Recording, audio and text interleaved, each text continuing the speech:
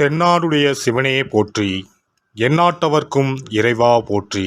அனைத்து தமிழ் உள்ளங்களுக்கும் கனிவான வணக்கங்கள். நிகழும் ஸ்ரீ மங்களகரமான சோபகிருது ஆண்டு மாசி மாதம் 18ஆம் தேதி வெள்ளிக்கிழமை அன்று பஞ்சமி திதியில் சுவாதி நட்சத்திரத்தில் துருவ நாமயோகத்தில் தைத்தூலம் காரணத்தினில் அமிர்தயோகம் கூடிய நன்னாளில் இந்த சீர்மிகு மார்ச் மாதம் பிறக்கிறது.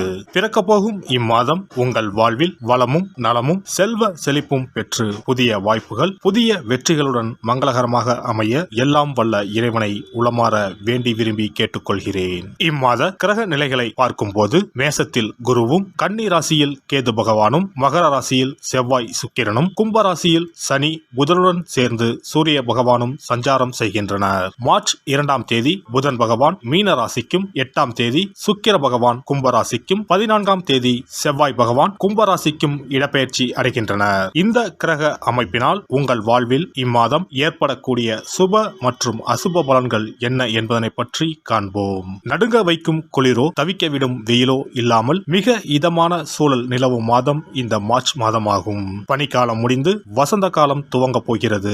மாசி மாதத்தின் பிற்பகுதியும் பங்குனி மாதத்தின் முற்பகுதியும் இணையும் மாதம் இந்த மார்ச் மாதமாகும். கும்ப மாதமும் மீன மாதமும் இணைந்த இந்த மார்ச் மாதத்தில் பல திருப்பங்கள் உங்கள் வாழ்வில் நடைபெற உள்ளன. தனுசு ராசி அன்பர்களே, இந்த மாதம் அனைத்து விஷயங்களிலும் சற்று பொறுமையாக இருப்பது அவசியம். வெளி வட்டாரத்தில் செல்வாக்கு அதிகரிக்கும். புதிய முயற்சிகளில் ஈடுபடுவதற்கு முன்பு ஒரு முறைக்கு பல முறை யோசித்து ஈடுபடுவது நல்லது.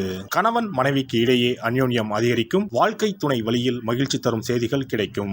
தந்தையுடன் ஏற்பட்டு இருந்த கருத்து வேறுபாடுகள் நீங்கி சுமூகமான உறவு ஏற்படும். நவீன ரக மின்சார மின்னணு பொருட்களை வாங்கி மகிழ்வீர்கள். அரசாங்கம் தொடர்பான காரியங்கள் அனுகூலமாக முடியும். சுப நிகழ்ச்சிகளில் கலந்து கொள்ளும் வாய்ப்பு ஏற்படும். உறவினர்கள் வருகையால் சுப நிகழ்ச்சி ஒன்று நடைபெறுவதற்கான வாய்ப்பு ஏற்படும். சிலருக்கு வெளியூர்களில் அமைந்திருக்கும் பிரசித்தி பெற்ற சுற்றுலா தலங்கள் மற்றும் ஆலயங்களுக்கு செல்லும் வாய்ப்பு ஏற்படும். சிலருக்கு குழந்தை பாக்கியம் கிடைக்கக்கூடும். முக்கிய பிரமுகர்களின் அறிமுகம் கிடைப்பதுடன் அவர்களால் ஆதாயமும் ஏற்படும். நண்பர்களால் அனுகூலம் உண்டு. அலுவலகத்தில் உற்சாகமான சூழ்நிலை. உயர் அதிகாரிகள் உங்கள் ஆலோசனைகளுக்கு உரிய அங்கீகாரம் கொடுப்பார்கள். எதிர்பார்த்த பதவி உயர்வு, ஊதிய உயர்வு போன்ற சலுகைகள் கிடைக்கும். தொழில் மற்றும் வியாபாரத்தில் எதிர்பார்த்ததை விடவும் விற்பனையும் லாபமும் கூடுதலாக கிடைக்கும். அரசாங்க வகையில் எதிர்பார்த்த காரியங்கள் சற்று இழுபறிக்கு பிறகே முடியும். புதிய முயற்சிகள் வெற்றி பெறும். குடும்பத்தை நிர்வகிக்கும் பெண்களுக்கு மகிழ்ச்சி தரும் மாதமாக இம்மாதம் அமையும். புதிய ஆடை ஆபரணங்கள் வாங்கி மகிழ்வீர்கள். விருந்து விசேஷங்களில் கலந்து கொள்ளும் வாய்ப்பு உண்டாகும். அலுவலகம் செல்லும் பெண்களுக்கு பல வகைகளும் அனுகூலமான மாதம் இந்த மார்ச் மாதம். மாணவர்களுக்கு பாடங்கள் படிப்பதில் ஆர்வம் உண்டாகும். ஆசிரியர்களின் ஆதரவுடன் படித்து தேர்வில் வெற்றி பெறுவீர்கள். கலைத்துறையினருக்கு சிறப்பான மாதமாக இருக்கும். தாமதமாகி வந்த வாய்ப்புகள் அனைத்தும் திரும்ப கிடைக்கும்.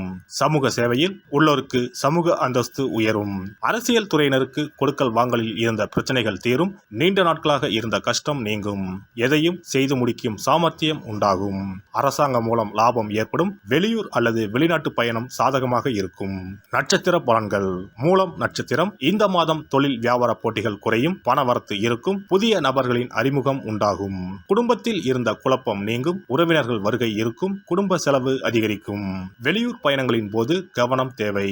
பூராடம் நட்சத்திரம் இந்த மாதம் அடுத்தவர்களுக்காக பொறுப்புகளை ஏற்கும் போது ஒரு முறைக்கு பல முறை யோசித்து முடிவு எடுப்பது நல்லது. பணவரத்து திருப்தி தரும். வெளியூர் பயணங்கள் செல்ல நேரலாம். உடல் ஆரோக்கியத்தில் கவனம் தேவை. புதிய நபர்களிடம் எச்சரிக்கை தேவை. உத்திராடம் 1ஆம் பாதம் இந்த மாதம் வீண் அலைச்சலை குறைத்துக் கொண்டு வேலைகளில் கவனம் செலுத்துவது நல்லது. பெரியோர்களின் உதவிகள் கிடைக்கும். மனதில் தைரியம் தன்னம்பிக்கை உண்டாகும். துணிச்சலுடன் எந்த காரியத்திலும் ஈடுபட்டு சாதகமாக செய்து முடிப்பீர்கள். நவ கிரகத்தில் குருவை நெய் தீபம் ஏற்றி வணங்கி வருவது மன அமைதியை தருவதுடன் எல்லா நன்மைகளையும் தரும். இனி இந்த மார்ச் மாதத்தில் மகா சிவராத்திரி எப்போது, இந்த நாளுக்கு அப்படி என்ன சிறப்பு என்பதனை பற்றி காண்போம். சிவபெருமானுக்கு எத்தனையோ திருநாமங்கள் உள்ளன. அவற்றில் மிக உயர்வானதாக சொல்லப்படுவது மகாதேவன் என்ற திருநாமம். மகாதேவன் என்றால் கடவுள்கள் அனைவருக்கும் மேலான கடவுள். கடவுள்களுக்கு எல்லாம் தலைவன் என்ற பொருள். சிவாய நம என சிந்திப்பவர்க்கு அபாயம் ஏற்படாது என்பார்கள். அப்படி கர்ம வினைகளில் இருந்தும் அனைத்து விதமான துன்பங்களில் இருந்தும் விடுபடுவதற்கு சிவனே கதி என சிவபெருமானை சரணடைவதற்கு ஏற்ற நாள் மகா சிவராத்திரி தினமாகும். மகா சிவராத்திரி நாளில் சிவபெருமானை முழு மனதுடன் உண்மையான பக்தியுடன் வழிபட்டால் நம்முடைய வேண்டுதல்கள் அனைத்தையும் சிவபெருமான் நிறைவேற்றி வைப்பார் என்பது ஐதீகம். கவலைகள் நீங்கி காரிய வெற்றியை தரக்கூடிய நாள் மகா சிவராத்திரி விரத நாளாகும். சிவபெருமானுக்கு உரிய அஷ்ட விரதங்களில் மிக முக்கியமானது மகா சிவராத்திரி விரதமாகும். சிவபெருமானின் அருளை பெறுவதற்குரிய மிக உன்னதமான புண்ணிய நாளாகும்.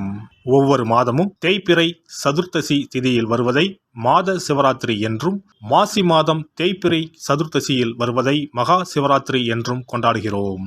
நாடு முழுவதும் சிவ பக்தர்களால் கோலாகலமாக கொண்டாடப்படும் விழாக்களில் மகா சிவராத்திரி விழாவும் ஒன்று. இந்துக்களின் மிக முக்கியமான விரத நாட்களில் இதுவும் ஒன்று. முப்பெரும் தேவர்களில் ஒருவரான சிவபெருமானுக்குரிய ராத்திரியாக சிவராத்திரி கொண்டாடப்படுகிறது. இந்த ஆண்டு மகா சிவராத்திரி விழா மார்ச் 8ஆம் தேதி கொண்டாடப்பட உள்ளது. அன்று இரவு 8:20 மணிக்கு துவங்கி மார்ச் 9ஆம் தேதி மாலை 6 மணி வரை சதுர்த்தசி திதி உள்ளது. இதனால் மார்ச் 8ஆம் தேதி இரவு 8:30 மணிக்கு பிறகே சிவராத்திரி பூஜை துவங்க வேண்டும். சூரிய பகவான் கும்பராசியில் பயணம் செய்யும் மாசி மாதத்தில் தேய்பிறை சதுர்த்தி நாளில் முதல் நாள் மாலை துவங்கி அடுத்த நாள் காலை வரை சிவனுக்கு தொடர்ந்து 4 கால பூஜைகள் செய்யப்படும். சிவராத்திரி அன்று இரவு முழுவதும் கண் விழித்து சிவ வழிபாடு செய்து அபிஷேகம், ருத்ராபிஷேகம் செய்து சிவ மந்திரங்களை உச்சரித்து சிவனின் அருளை வேண்டி பிரார்த்தனை செய்ய வேண்டும். ஆன்மீகத்தில் உயர்ந்த நிலையை அடைவதற்கும், துன்பங்கள் மற்றும் பாவங்களில் இருந்து விடுபட்டு மோட்சத்தை அடைவதற்கும் ஏற்ற நாள் இதுவாகும். மகா சிவராத்திரி அன்று அதிகாலையில் எழுந்து புனித நீராடி வீட்டை சுத்தம் செய்து பூஜை அறையில் விளக்கேற்றி வைக்க வேண்டும். பிறகு மாலையில் சிவன் கோவிலுக்கு சென்று அங்கு நடக்கும் அபிஷேகம் பூஜைகளில் கலந்து கொள்ள வேண்டும். அன்று சிவலிங்கத்திற்கு பஞ்சாமிர்த அபிஷேகம் செய்வதும் வில்வ அர்ச்சனை செய்வதும் மிக சிறப்பானதாகும். மகா சிவராத்திரி நாளில் எத்தனை முறை முடியுமோ அத்தனை முறை பஞ்சாட்சர மந்திரமான ஓம் நம சிவாய மந்திரத்தை உச்சரிக்க வேண்டும். இது தவிர சிவபுராணம் பாராயணம் செய்வது மிகவும் சிறப்பானதாகும். இந்த நாளில் ருத்ராபிஷேகம் செய்வதும் கோவில்களில் நடக்கும் ருத்ராபிஷேகத்தில் கலந்து கொள்வதும் மிகவும் சிறப்பானதாகும். இந்த முறையில் மகா சிவராத்திரி விரதம் இருந்தால் முந்தைய 3 பிறவிகளில் செய்த பாவங்கள் நீங்கும். மனக்கவலைகள், நோய்கள், வறுமை நிலை ஆகியன நீங்கும். அதோடு வாழ்வில் அனைத்து விதமான இன்பங்களும் உயர்வும் கிடைக்கும். நாம் செய்யும் வழிபாடு, பூஜை ஆகியவற்றிற்கு 2 மடங்கு பலனை தரக்கூடியது மகா சிவராத்திரி விரதமாகும். சிவபெருமானை வணங்குவதற்கும் அவரின் அருளை பெறுவதற்குமே அவருடைய ஆசி இருந்தால்தான் முடியும். அதனால்தான் அவன் அருளாலே அவன் தாள் பணிந்து என்ற அற்புதமான வாசகத்தின் மூலம் நாம் அறிய முடிகிறது. சிவ அருளை பெற வேண்டும் எனில் அது அத்தனை சுலபமான காரியம் கிடையாது. சிந்தையிலும் செயலிலும் சிவனையே நினைத்து ஒவ்வொரு காரியத்தையும் செய்ய வேண்டும். அப்பேற்பட்ட சிவபெருமானின் அருளை பெற எளிமையான ஒரு நாளை பற்றித்தான் இப்பொழுது நாம் தெரிந்து கொண்டோம். எல்லாம் வல்ல இறையருளால் நீங்களும் உங்கள் அன்பு குடும்பமும் உடல் நலம், நீலாயுள், நிறை செல்வம், உயர் புகழ், மெய்ஞானம் ஓங்கி வாழ்க வளமுடன். இந்த வீடியோ உங்களுக்கு பிடிச்சிருந்தா லைக் பண்ணுங்க, ஷேர் பண்ணுங்க அண்ட் சப்ஸ்கிரைப் பண்ணுங்க. பக்கத்துல இருக்க பெல் ஐகானை கிளிக் பண்ணுங்க. நன்றி, வணக்கம், வாழ்க வளமுடன்.